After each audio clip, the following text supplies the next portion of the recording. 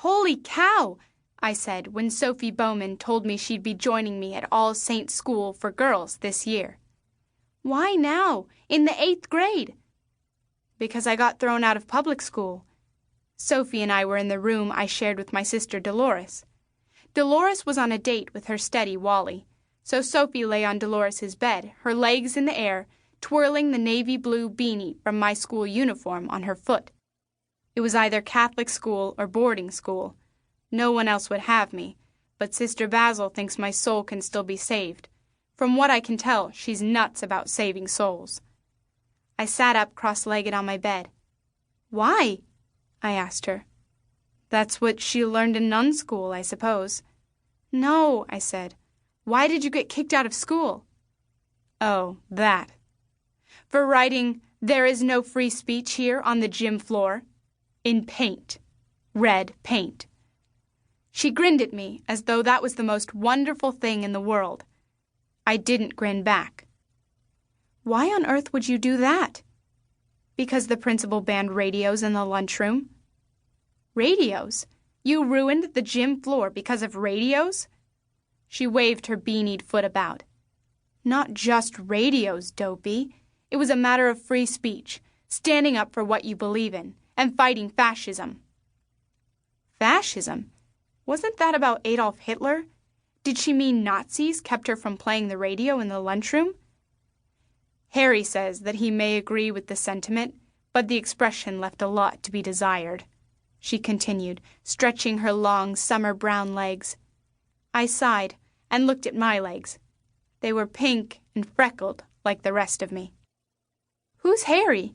I asked her. "My father. My mother went to Catholic school, and he thinks she was nearly perfect, so off I go." I knew from Hetty Morris across the street, who knew Laurel Greenson, whose aunt was Mrs. O'Brien, who lived next door to the Bowmans, that Sophie's mother had died when she was born. "He wants me to be more like her and learn to express myself with patience, self-control, and moderation." Sophie would be going to the right school.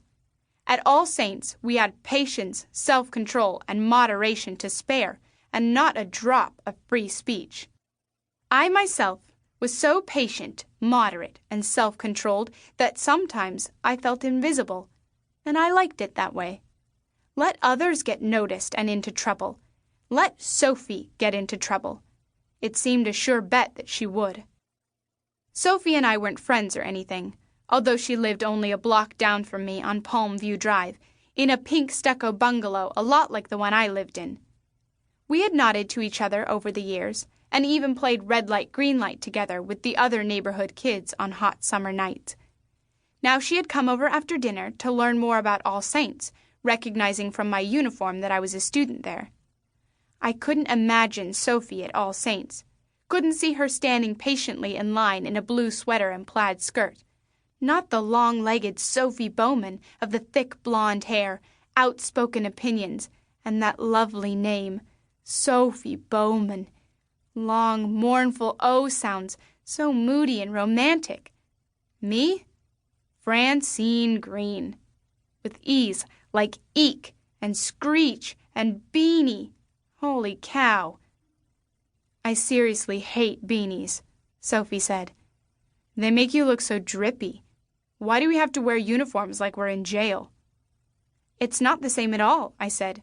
"Jails have much better uniforms. Black and white stripes, you know, are very fashionable this year." "They are?" "I was kidding, Sophie." "Oh." Sophie wagged her beanied foot at me. "Maybe," she said, "we should find some way to express our individuality, even if we're condemned to uniforms." "You mean like wearing red shoes?" I asked. "Yes," she said, raising her arm with her fist clenched. "And plastic jewelry and white blouses with cleavage? It would be spectacular. Let's do it," she said. I pretended interest in my bedspread. Bunny ballerinas. Ye gods. "No, I couldn't," I said finally. "We'd get in trouble. And I have no red shoes, or anything with cleavage. Or any cleavage." We looked down at our chests and sighed. My bedroom windows rattled, and I could hear palm fronds scraping along the street. Los Angeles and I were enduring a period of Santa Anas, the hot winds from the east that made tempers and temperatures rise and your skin itch. I got up to open the window in hopes of some cooler night air. "Look," I said. "Searchlights. There's a movie premiere somewhere." Sophie got up and stood next to me at the window.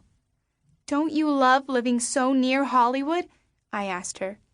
"I mean, movie stars are right there, at the bottom of that light. Gary Cooper, maybe, or Clark Gable, or Montgomery Clift. Imagine, right there, Montgomery Clift."